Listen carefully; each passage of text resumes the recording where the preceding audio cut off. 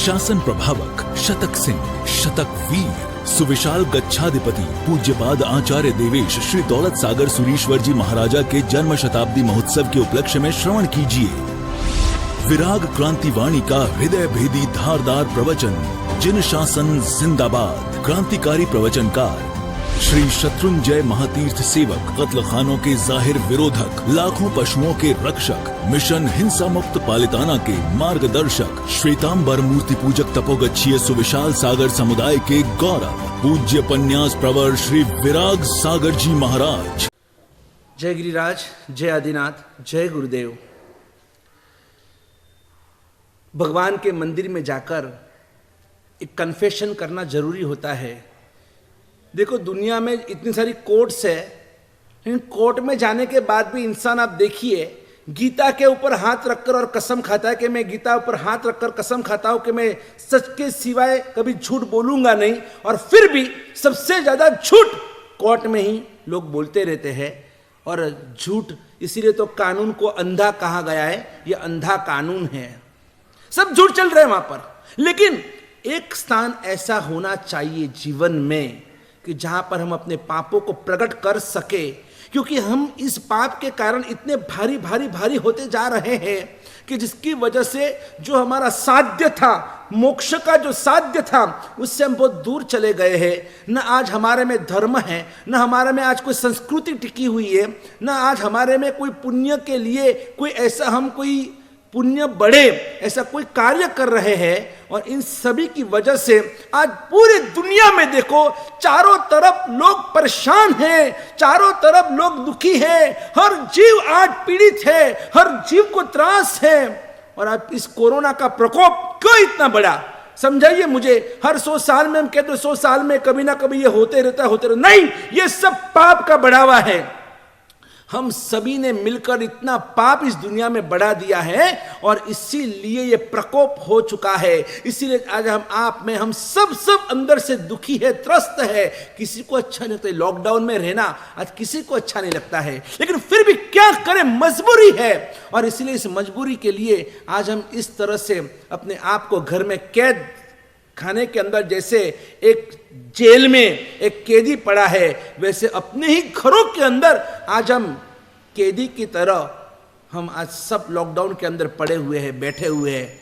सभी को ना मंदिर खुल रहे, अभी तो हमारे पूना में देखो ना, पूना में अभी भी लॉकडाउन चल रहा है, ना मंदिर खुलते हैं, ना लोगों को धर्म आराधना पहले जैसी करने को मिल रही है, ना प्रवचन जो पहले होते थे, ना प्रवचन हो रहे हैं, ना सामुदायिक कोई तपस्या हो रही है। गया हमारा चौमासा, इसी हमारे इस गोटीवाला ओसवाल जैन संघ के अंदर पूना में गुरुवार पेट में एक धमाकेदार, एक यादगार, एक शानदार, एक जोरदार, एक माहौल के साथ जोरदार क्रांतिकारी चातुर्मास 2019 का।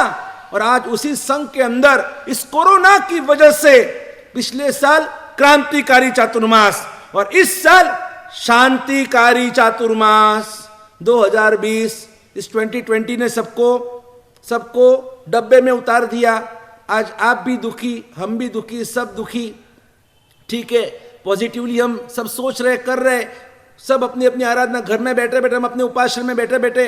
और आज हम देखो, आपको प्रवचन हम नहीं आ सकते, तो इस माध्यम से हम आपके घर घर में प्रवचन आपको सुना रहे हैं। घेर बेटी गंगा चल रही है। लेकिन बात तो वही है घूम घूम के कि आज ये सब करने का वजह, इसके पीछे का एम क्या है। हम चाहते हैं कि आप पाप से मुक्त हो, आप धर्म में चुस्त हो, और इसीलिए आपको प्रेरणा करने के लिए, देने के लिए सभी गुरु भगवान अपने अपने तौर तरीके अपना रहे हैं, यूज कर रहे हैं। कोई मन से, कोई वचन से, कोई काया से, कोई उत्सर्ग मार्ग से, कोई अपवाद मार्ग से। और एक ही उद्देश्य है कि हमारी सबकी आत्मा पाप से मुक्त हो, कर्म से मुक्त हो, धर्म में चुस्त हो, पुण्य में चुस्त हो।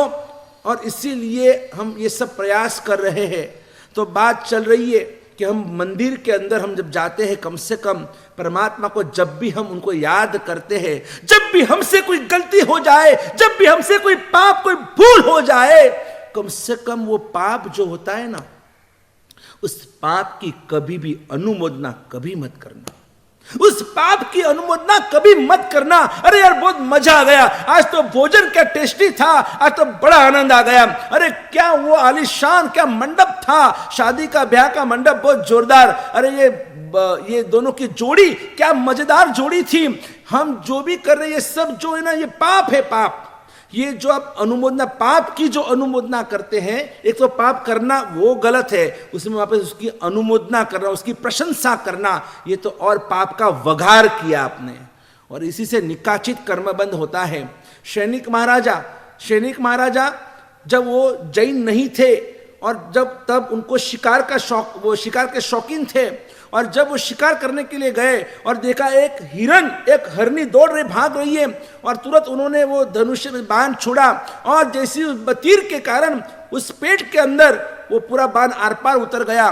वो सैनिक महाराजा पहुंच गए, वहां पर देखा तो उस हरनी के पेट में बच्चा था, वो गर्भवती हरनी थी, और उस गर्भवती हरनी को देखकर वो दोनों तड़प रहे, अंदर का भी वो छोटा बच्चा और ये माँ और बेटी दोनों तड़प रहे हैं। और ये दृश्य देखकर और सैनिक महाराजा को दुख होना चाहिए था, दर्द होना चाहिए था, अरे ये मैंने क्या किया, मैंने बेचारे दोनों जीव की हत्या की, ये तो बेचारी गर्भवती हरनी थी, और देखो मेरी गलती की वजह से आज भी जो ये निर्दोष जीव है, जिसने कुछ मेरा बिगाड़ा नहीं है, और ना तो और किसी का कुछ बिगाड़ा है, लेकिन ऐसा निर्दोष जीव, बेचारा जीव, और मैंने उसको एक तीर में 2 जीव को मैंने मार दिया, मैंने कितना गलत किया। नहीं, उन्होंने ऐसा नहीं सोचा, उनको उसका कोई पश्चाताप नहीं हुआ, अरे उन्होंने तो उसकी अनुमोदना की, वाह वाह वाह, देखो मेरा जैसा कोई धनुर्धारी कोई नहीं है, मैंने तो एक तीर में 2 की मैंने हत्या की, क्या बात है, मेरे जैसा कोई नहीं। और उन्होंने अपने पाप को इस तरह से अनुमोदना कर करके ऐसी उन्होंने घनिष्ठ और चिकने कर्म बांधे, जिसकी वजह से जो हमारे भावी 24 के पहले तीर्थंकर बनने वाले हैं, लेकिन इसी निकाचित कर्म के कारण, इसी ये पाप की अनुमोदना के कारण आज सैनिक महाराजा को भी इस पाप की वजह से प्रथम नरक में जाना पड़ा। और आज की स्थिति में आज हमारे वो सैनिक महाराजा यानी तीर्थंकर की आत्मा भी आज पहली नरक के अंदर है। यहां पर कोई मोनोपोली नहीं चलती है, भाई ये भगवान की आत्मा है, ये कभी नरक में जा ही नहीं सकती है। जिन्होंने पाप किया, मैंने किया, आपने किया, किसी ने भी किया, उसे उसका फल जरूर भुगतना तो है ही सही। अगर उससे मुक्त होना है, इसलिए तो हम धर्म आराधना करते हैं, उसका प्रायश्चित करते हैं, और प्रायश्चित करके हम अपने आत्मा को शुद्ध बना रहे। नहीं, मैंने वो जो भी गलत किया आज तक जिंदगी में, मैं कितनी हिंसा कर चुका हूं, मैं कितनी बार झूठ बोल चुका हूं, मैंने छोटी बड़ी कितनी चोरियां मैंने की है, अब्रह्म का कितना पाप मैंने किया है, परिग्रह कितना, बस पैसा पैसा पैसा, धन दौलत, ये सब इकट्ठा करने के लिए मैंने कितना मैंने अनर्थ किया है, और साथ में क्रोध मान माया लोभ आदि सभी कषायों का सेवन, गुस्सा मैंने मेरे जिंदगी में कितना किया, मैंने कितनी बार अभिमान किया, माया कपट प्रपंच लोभ, ये सभी राग द्वेष, ये सभी जितने भी पाप है, इन सभी पापों के प्रति घृणा निर्माण होनी चाहिए, तिरस्कार होना चाहिए कि नहीं, मुझे ये पापों को भगाना है, मेरी जिंदगी मुझे बेहतरीन बनानी है, मेरे जीवन को मुझे निष्पाप बनाना है, क्योंकि ये पाप जितने खतरनाक है ना, उतने सांप खतरनाक नहीं होते हैं। सांप और पाप, आप बताइए कि दोनों में सबसे खतरनाक कौन, दोनों में सबसे डेंजरस कौन, सांप या पाप? हमें किसका डर ज्यादा लगता है, सांप का या पाप का? शायद जवाब सभी का यही होगा कि पाप से भी ज्यादा हम सांप से डरते हैं, क्योंकि हमें सांप को देखकर खुशी तो बड़ी मिलती है। जब मंदिर में सांप निकलता है ना, मंदिर में अगर सांप निकलता है तो लोग लाइन लगाते देखने के लिए। देखो आज चिंतामणि पार्श्वनाथ दादा के भुईरे में सांप निकला, आज आदेश्वर दादा के दरबार में सांप निकला, आज नागेश्वर में सांप निकला। सांप को देखकर वापस बड़ी खुशी भी होती है। कई सांप, नागराज के दर्शन हुए, और ऐसे वो सांप को देखकर अगर किसी ने अगर आपको बोल दिया, ठीक है आपको सांप बहुत अच्छे लगते हैं ना, आप तो फोटो निकालते हैं, सेल्फी निकालते हैं, एक काम कीजिए, ये लो पकड़ो, ये सांप को हाथ में लो। आप सांप को हाथ लगाएंगे क्या? आप कभी ऐसी बेवकूफ़ी कभी नहीं करते। क्यों? ऐसे देखा जाए तो सांप तो कितना छोटा है, सांप 2 फुट का 3 फुट का कितने छोटा सा सांप होता है, और अगर वो राउंड राउंड राउंड लगा तो इतनी छोटी जगह में तो पूरा सांप आ जाता है। उससे बड़ी बिल्ली होती है, बिल्ली का डर नहीं लगता है। बिल्ली से भी बड़ी कुत्ता होता है, उसका भी डर नहीं लगता है।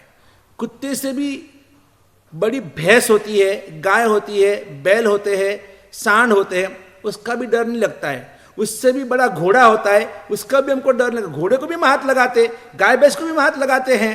अरे वो घोड़े से भी बड़ा तो हाथी होता है, हाथी मेरा साथी। हाँ, हाथी को भी हम हाथ लगाते हैं। अभी हाथी में ताकत कितनी है, अगर हाथी का एक पैर अगर पड़ जाए तो वही हमारे तो 100 साल पूरे हो जाए। हाथी अगर हमें अपने सूंड में घुमाकर पटक दे तो भी हमारे 100 साल पूरे हो जाए। फिर भी देखो हमें हाथी का डर नहीं लगता है। हम तो गजराज करके गजराज के ऊपर बैठते हैं। उसके ऊपर बैठने के लिए हम तो बड़े खुश होते हैं। चलो उसका चढ़ावे भी होते हैं हमारे छरीपाली संघ वगैरह में, कुमारपाल महाराज की महाआरती वगैरह कार्यक्रम होते हैं, तो उसमें भी हम लोग हाथी के ऊपर बैठने के चढ़ावे, घोड़े के ऊपर बैठने के चढ़ावे, उसमें कभी हमको कोई डर नहीं लग रहा है। हाथी इतना बड़ा तो भी डर नहीं लगता है। सांप तो इतना छोटा सा प्राणी है, फिर भी देखो डरते हम उससे। भाई क्यों? देखो आप बाकी जितने भी प्राणी मैंने बोला उन सब की आप चमड़ी देखो, उन सभी की चमड़ी एकदम कर्कश होती है, रफ होती है, लेकिन सांप की जो स्किन होती है ना वो कितनी एकदम मुलायम होती है। कभी आप सांप को लो और उसको ऐसे ऐसे करते करते उसको जरा आप उसके ऊपर हाथ तो घुमाओ, कभी करेंगे ऐसा? नहीं करेंगे। आपको अभी शायद हंसना आता होगा कि ऐसा थोड़ी ना हम करेंगे, पागल है क्या, मर जाएंगे। क्यों? सांप से इसलिए आप डरते हैं क्योंकि सांप में आपको मौत दिखता है। बोलो सांप काटेगा तो मर जाएंगे, क्यों भाई? सांप काटेगा तो कैसे मरेंगे? हाँ, उसके दाढ़ में जहर की थैली होती है, वो जहरीला होता है, वो काटता है तो जहर चढ़ता है, इंसान मर जाता है। इसलिए आप सांप से दूर रहते हैं। बचपन में हमें सबको सिखाया गया था कि एस फॉर स्नेक, सांप यानी स्नेक, और एस फॉर स्नेक, और तब हमें 2-4 बार हमको कहा था कि भाई ये सांप से दूर रहना, दूर रहना, दूर रहना। उसके बाद कभी किसी ने कहा नहीं हमको, रोज कोई हमको कहता नहीं है भाई आप याद रखना सांप से दूर रहना, सांप से दूर रहना, सांप से दूर रहना, रोज कोई नहीं कहता है हमको। बचपन में हमने एक बार सुन लिया, दिमाग में फिट हो गया, कंप्यूटर में हमने लॉकअप कर दिया, लॉक कर दिया कि नहीं, सांप से कभी भी सांप के पास जाना नहीं चाहिए, सांप को कभी छूना नहीं चाहिए, सांप से दूर रहना चाहिए। एक बार दिमाग में बैठ गया सो बैठ गया, और इसीलिए हम सांप से दूर रहते हैं। अगर घर में सांप निकलता है तो चिल्ला चोड़ कर देते हैं। सांप में जहर है इसलिए हम सांप से नफरत करते हैं, सांप का डर लगता है। बच्चे ने पूछा कि पापा सांप से क्यों दूर रहना? आपने बता दिया कि उसके दाढ़ में जहर है इसलिए उसे दूर रहना चाहिए। चलो ओके ठीक है। आप कभी समझो रास्ते से जा रहे थे और अचानक वहां पर बहुत सारी भीड़ जमी हुई थी, तो बच्चे ने कहा पापा वो सब लोग वहां पर क्या कर रहे हैं, चलो अपन भी देखते हैं। देखा तो वहां पर गुड़ गुड़ गुड़ गुड़ गुड़ डुक डुक डुक, वो जो गारोड़ी होता है, सांप वाला होता है, खेल बता रहा है। सांप को टोपली में से निकालता है, हाथ में ऐसे ऐसे ऐसे उसको ऊपर नीचे उछालता है, गले में डालता है, और वो सब खेल बता रहा है। और ऐसी स्थिति में अगर समझ लो उस बच्चे ने अगर पापा से कहा कि पापा आप कहते थे ना कि सांप से दूर रहना चाहिए, तो देखो ये आदमी तो सांप से खेल रहा है, तो इसे क्यों डर नहीं लगता है? अरे बेटा अभी है ना उसके दाढ़ में से वो जो जहर की थैली थी वो निकाल दी है। अब इस सांप के अभी दांत में दाढ़ में जहर नहीं है, ये निर्विष हो चुका है, और इसलिए इस गारुड़ी को, इस सांप वाले को डर नहीं लगता है। अब ये अगर समझो कि उस आदमी ने सुन लिया, सुनने के बाद वो ओ मिस्टर जरा यहाँ आइए, आप यहाँ आइए, 1-2 मिनट के लिए सांप को पकड़िए। आप बोलो आप पकड़ेंगे, उसको हाथ लगाएंगे। अभी आपने तो उस बच्चे को कहा कि बेटा अभी इसमें जहर नहीं है, तो भी आपको कितना डर है सांप का कि नहीं ये सांप भले अभी उसका जहर निकल चुका है, फिर भी सांप तो सांप है, नहीं हम उसको नहीं छुएंगे। आप हिम्मत भी नहीं करते, ला मैं एक बार उसको टच करूं। आपको डर है कि फूंक करके वापस आपको डराना दे, आपको जहर चढ़ गया तो आप खुद बच्चे को कहते हैं कि जहर नहीं है, फिर भी आप खुद डरते हैं कि शायद अगर होगा तो कुछ, अगर कुछ रिस्क लेने गया तो कुछ गड़बड़ हो गई तो। आप देखो सांप जहरीला है तो भी आप डरते हैं, सांप निर्विष है तो भी आप डरते हैं। कभी समझ लो मॉर्निंग वॉक करते करते और समझो आपकी जो ये अंगूठी है और अचानक हाथ में से निकल गई, और निकल के ऐसे रोल करते करते अगर कहीं बिल में जाकर वो अगर अंगूठी चली गई, तो आप जैसी उस बिल में से वो आपकी डायमंड जड़ित अंगूठी लेने गए, उतने में पीछे से ओ मिस्टर क्या कर रहे हो भैया, अरे वो तो सांप का बिल है, मैंने 2 दिन पहले यहां मैंने सांप को अंदर जाते हुए देखा है। बोला अभी आप क्या करेंगे, उस बिल में आप हाथ डालेंगे, आप हिम्मत करेंगे? नहीं, आपको डर लगता है, आप सोचेंगे जान दो यार, अभी अंदर हाथ डालोगे और अचानक सांप निकल गया तो आपको वहां पर डर लगता है। अभी सांप तो दिख नहीं रहा है, तो भी अब सांप का जो बिल होता है उस बिल का भी आपको डर लग रहा है। शायद अगर उसमें कोई सांप होगा तो कभी आप कहीं समझो कोई तीर्थ यात्रा करने के लिए गए और तीर्थ यात्रा करने के लिए गए और समझ लो कि वहां पर जाने के बाद और धर्मशाला के लिए आप घूम रहे हो, भाई एक रूम चाहिए, सब जगह पूरा हाउसफुल है। आज हजारों की संख्या में यात्री टूट पड़े हैं संकेश्वर में, पालीताना में, और कहीं रूम ही नहीं है। और एक रूम आपने देखा ताला लगा हुआ, मैनेजर को पूछा भाई ये रूम मुझे रूम चाहिए, मेरा पूरा परिवार बाहर सिसुक रहा है, इतनी ठंडी है। मैनेजर ने कहा भाई एक रूम खाली नहीं है तो मैं आपको कहाँ से दूं। और उस समय मैनेजर को आपने कहा कि देखो वो रूम जो है 6 नंबर की रूम, वो 6 नंबर के रूम को तो ताला लगा हुआ है, तो भाई वो क्यों आपने, तो वो चाबी दो, एक वहां पर कोई यात्री है क्या? बोला नहीं वहां पर कोई यात्री तो नहीं है, लेकिन ये रूम हम किसको नहीं देंगे। क्यों नहीं देंगे? मेरा परिवार बाहर है, इतनी ठंडी में बेचारा कितना परेशान हो रहा है और आप रूम नहीं दे रहे, एक रूम है तो हम उसमें एडजस्ट हो जाएंगे। तो मैनेजर ने कह दिया देखो भाई ये अभी ये रूम की चाबी चाहिए तो मैं आपको दे दूंगा, लेकिन आज से बराबर 3 दिन पहले वहां पर एक यात्री परिवार वहां पर आया हुआ था और रात को 12 बजे चिल्ला चोट हो गए, 12 साढ़े 12 देखो तो पूरा धर्मशाला उन्होंने हाँ हूँ करके सब पूरे लोग आ गए, सब यात्री बाहर, क्या हुआ भाई, इतना शोर क्यों है? तो उसने बोला कि क्या करूं, बाथरूम में अचानक एक 8 फुट का सांप निकल आया। तो कहां से पता ही नहीं चला, हमारे रूम खिड़की विड़की सब कुछ बंद था, तो ये सांप आया कहां से? तो ऐसी स्थिति में अगर भैया आप बोलते हैं तो आपको मैं ये चाबी दे देता हूं, आपको चाहिए तो 6 नंबर के रूम में देता हूं, बोलो वो परिवार या आप होते तो क्या उस 6 नंबर के रूम में आप जाने की हिम्मत करते क्या? आज 72 घंटे हो गए, 72 घंटे पहले सांप आया था चला गया, फिर भी देखो वो डर जो होता है, अरे सपने में भी नींद में भी अगर सांप के सपने आते हैं ना तो भी हम बैठ जाते हैं, सांप। हमको सांप का इतना डर है कि जो सांप अगर काटेगा तो हमारा एक जन्म खत्म होगा, हमारा एक जन्म, सिर्फ एक जन्म। लेकिन क्या इतना डर हमें पाप का है क्या? पाप का डर जितना हम सांप से डरते हैं उतने कभी हम पाप से डरे हैं क्या? पाप का डर होना चाहिए हमें कि नहीं अगर सांप काटेगा तो एक जन्म बर्बाद, लेकिन अगर पाप अगर हमें काटेगा तो हमारे तो जन्म बर्बाद होने वाले हैं, जन्म बर्बाद हो जाएंगे। और इसी जन्म के हमारे इन पापों को, हमारे जन्म के इन सभी दुखों को दूर करने के लिए हमें अब पाप से डरना जरूरी है। और इन पाप से डरने वाले जो डर चुके, जिन्होंने पाप को अपने जीवन में से निकाल दिया, उनके जीवन में कैसा परिवर्तन आ गया सुनेंगे अगले प्रवचन में। जय गिरिराज, जय आदिनाथ, जय गुरुदेव।